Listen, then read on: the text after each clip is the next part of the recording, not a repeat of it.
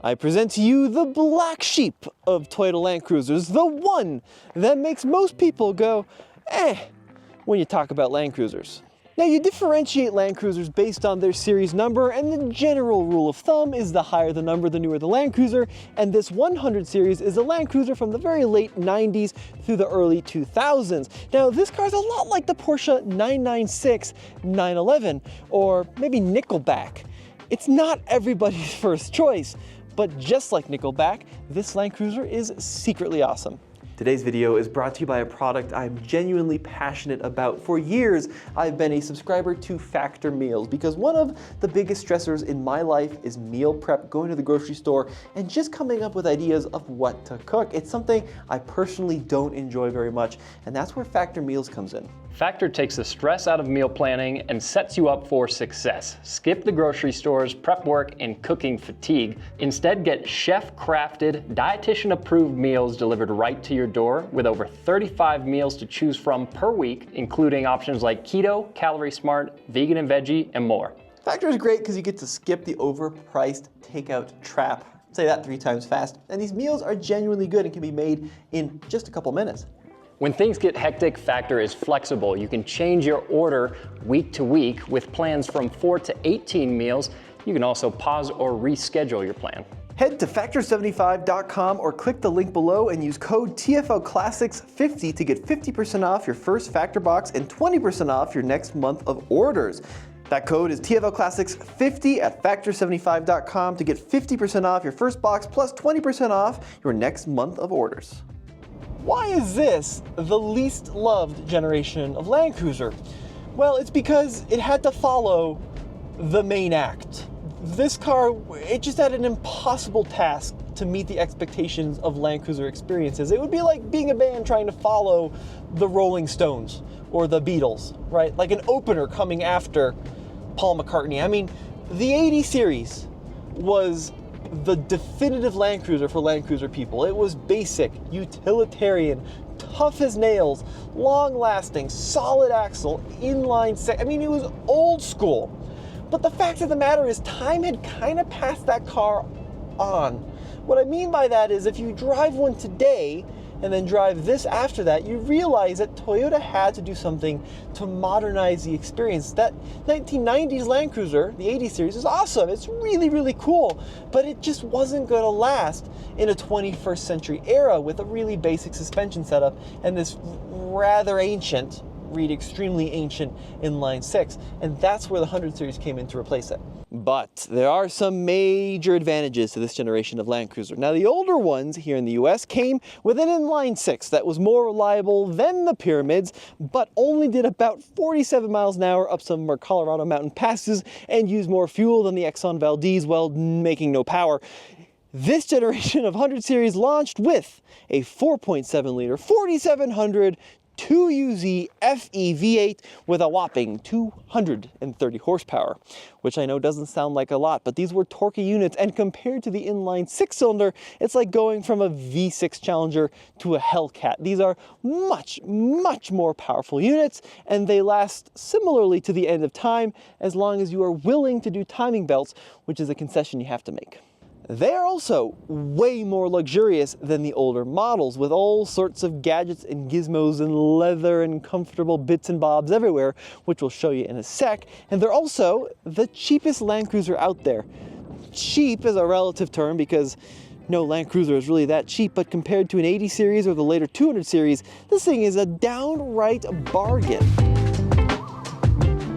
Let's talk about this V8 engine. So, 230 horsepower, I'm gonna go full throttle. All right, a little bit of pickup, downshift, actually a pretty throaty sounding engine.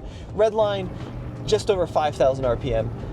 Here's the deal about this engine. By modern standards, not all that powerful, especially in the world of turbocharged everything with 500 pound-feet of torque. But what an absolute gem. Now, I did some research before this series, talked to some Toyota master mechanics, and the general consensus is this V8 might be the best engine Toyota's ever made. Not best V8 engine, the best engine Toyota has ever made, because it is so bulletproof and yet delivers a lot of punch for its weight class. I mean, it's just an absolute gem. I love the old straight sixes that were in the 40s and the 60s and the 80 series, but this V8 is wonderful, and it's got a little bit more character, in my opinion, if not more power, than the 5.7 that you got in the next generation of Land Cruiser. It is phenomenal.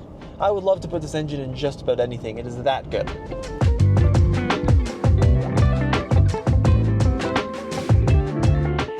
Look, I think one of the reasons that the 100 Series Land Cruiser is kind of the black sheep of the lineup is because it's just not the most attractive vehicle. What I mean by that is the 80 series had kind of this honest, endearing look. The 60 and the 40 series are just vintage and classic now, and the 200 series is a little bit modern and sophisticated, and the 100 series looks just downright frumpy, if I'm being honest. It's very, very early 2000s. I think Celine Dion would be very proud of this look with the gold badges and the champagne bumpers. It just hasn't aged particularly well. But the good news is, if you don't like all the chrome and champagne-ness, a lot of that is easily swappable.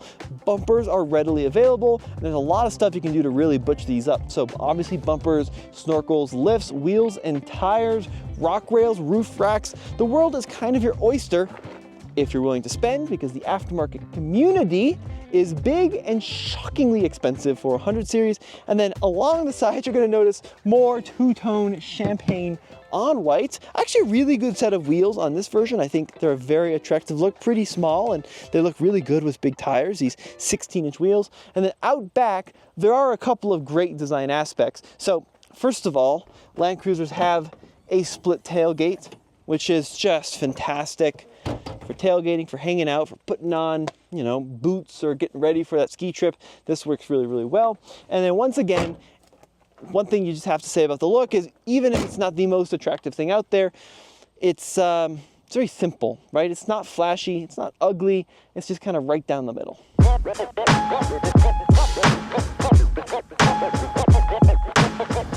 Let's talk ride quality. So you can get the sister vehicle to this, the Lexus LX, and potentially save a little bit of money because folks like seeing that Land Cruiser name on the back, but the LX is a fantastic vehicle, largely the same mechanically as the 100 Series Land Cruiser. Some suspension difference though. That uses a height adjustable suspension, where this is riding on fixed springs. And this is such a good ride quality. If you're test driving when you're like, oh, it doesn't feel good, chances are it probably needs control arm replacements. That's a pretty common thing with these Land Cruisers. But when they are dialed, they are dialed. This car is 171,000 miles, belongs to Andre's dad actually, and it is smooth as butter. Few new cars could match this in terms of ride quality. It is that good. What a comfortable place to spend time. Look, the other driving aspects of it, the steering is very slow. You end up doing a lot of moving of the steering wheel to maneuver this barge around, but it's just a super solid, well-made item. This is kind of like the Rolex of cars. It's not that flashy. Maybe I should say the Rolex Submariner of cars. Not that flashy, but incredibly precisely made and engineered.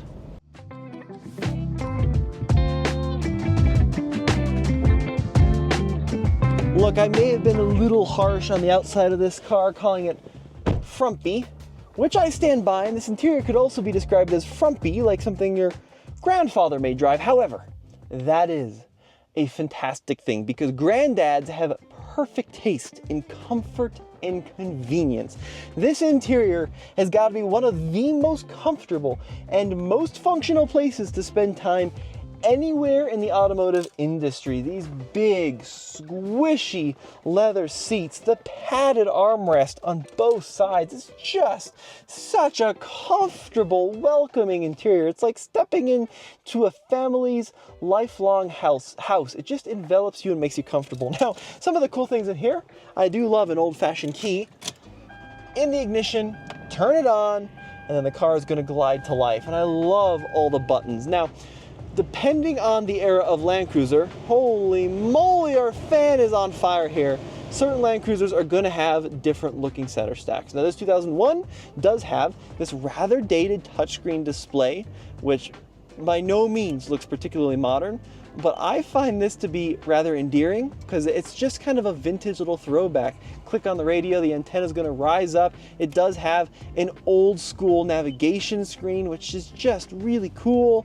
Check out the map. Oh, look at that. I really do like this. And surprisingly, going on 25 years later, it works perfectly. We do have a tape slot in this one, and then we do have a little panel out here to tell us outside temperature. This is the pinnacle of mixing fairly modern technology with buttons that are easy to use. This is what we need to get back to in modern vehicles. It has navigation, it has automatic climate control, it has heated seats, but it has a button to turn all of that crap off if I don't want it. That's what I miss in modern cars.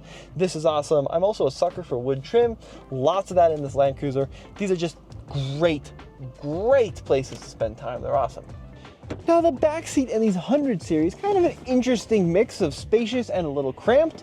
These cars have huge windows, so it's really great to look out of, really great visibility.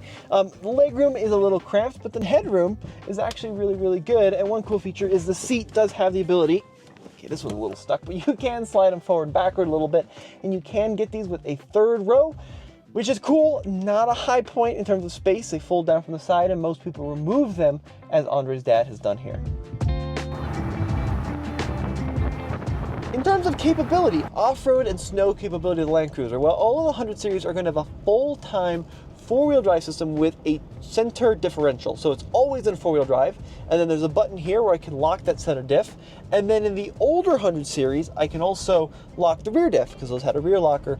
That was later replaced by A-Track, which is an off-road traction control. They both work really well. A-Track is completely hands-off.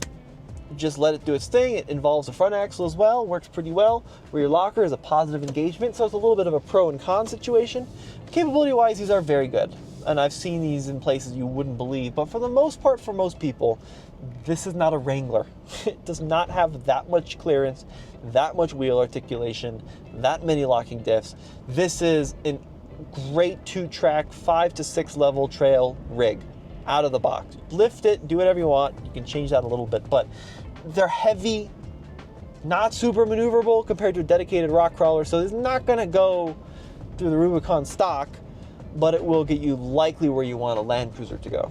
Let's talk through pros and cons with the 100 series. Now the first pro has got to be that reliability. Other than the occasional timing belt chain, these things really need nothing. As they age, suspension components, control arms are going to wear. Definitely factor that into a budget, but apart from that, there are just so few failure points on these vehicles. The second thing we talked about, they're just so comfy, great for road trips. And then the third thing is their affordability. You can pick up a really rough 100 series, and I'm talking like 300,000 or 400,000 miles rough for a few $1,000s. If you want a halfway decent one, you're gonna be basically 10 grand. And then if you want a really nice one, figure over 20, which sounds like a lot of money for a 20-plus-year-old Toyota, but it's worth noting that this car will probably last you the rest of your life, even if you live for 60 years, this thing will be faithful as a golden retriever. Now, 3 cons with the Land Cruiser. They're expensive to mod. Even basic things like rock rails really come with a Toyota tax. So if you're looking to build up a Land Cruiser, you gotta plan for that. They're also pretty heavy and big. So if you want a rock crawler, yes, these things will take you a lot of places, but they're not awesome for really narrow technical trails. And then fuel use. I mean, low to mid-teens, if you're lucky with this V8, is about what to expect. So the 100 series Land Cruiser, the black sheep, is it really that bad? Absolutely not. Absolutely not. These vehicles are kind of, in my opinion, the only used Land Cruisers to buy right now, because 200 series, especially the late ones, especially Heritage Editions, are like 6 figures, and even early ones are so expensive. 40 and 60 series Land Cruisers are awesome, but those are all being bought up and swapped with LSs, and now that market's crazy. And then 80 series one just sold for, gosh, knocking on the door of 100 G's. So for, 15, 20, 25 grand for a good 100 series, this is the last affordable, attainable Land Cruiser. Sure, it would be cool if it had a solid front axle and an inline-6 diesel like some of the foreign market cars, but they are awesome. Just trusty, reliable, comfortable steeds. Let me know what you guys think in the comments section below. A huge thank you to Gavin behind the camera, and we'll see you next time.